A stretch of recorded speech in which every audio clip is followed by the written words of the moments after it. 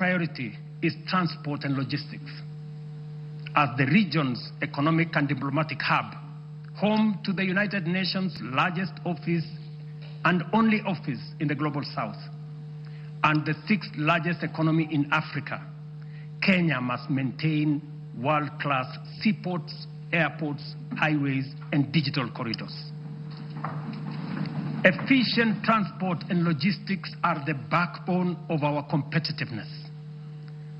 They accelerate national development, connect products to markets, move goods and services, lower the cost of doing business, and will reinforce Kenya as the aviation and commercial capital of East and Central Africa.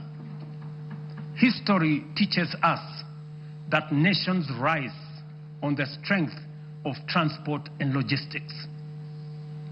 Japan's post-war revival, enabled by strategic road expansion, is a clear example.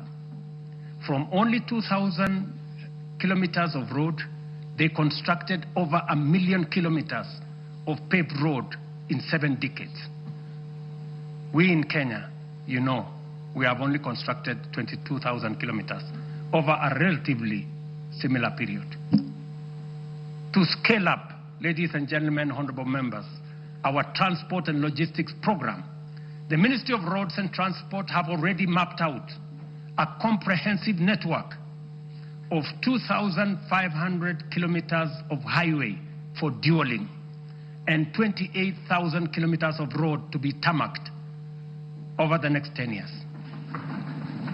We will onboard private-public partnership in the modernization of Jomo Kenyatta International Airport, Mombasa and Lamu airports, and sort out the challenges facing Kenya Airways by next year.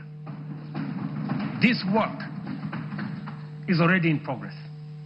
Next week, I will launch the dualing of the 170-kilometer Rironi-Naivasha-Nakuru-Mau Summit Road. On the same day, I will break ground on the dualing of the 58-kilometer Rironi-Mai-Mahiu-Naivasha road. The gridlock that paralyzes these roads every day, especially on weekends and holidays, will soon, by God's grace, be a thing of the past.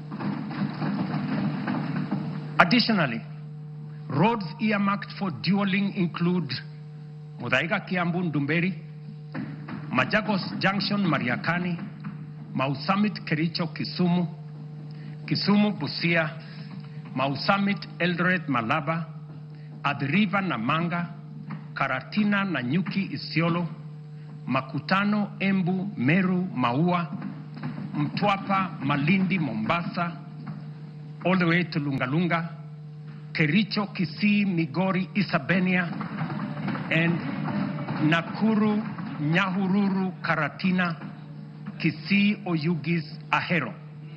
The northern bypass, James Kishuru roads, Bomas Karen Gong, and Bomas Ongata Rongai Kiserian, including Gong Isinya and Naivasha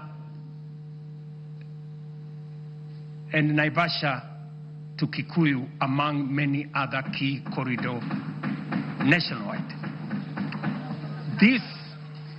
This infrastructure drive will also include extending the standard gauge railway from Naivasha to Kisumu and eventually to Malaba. And that exercise, ladies and gentlemen, is beginning in January. In just 2 months, we will be beginning that process. Honorable members,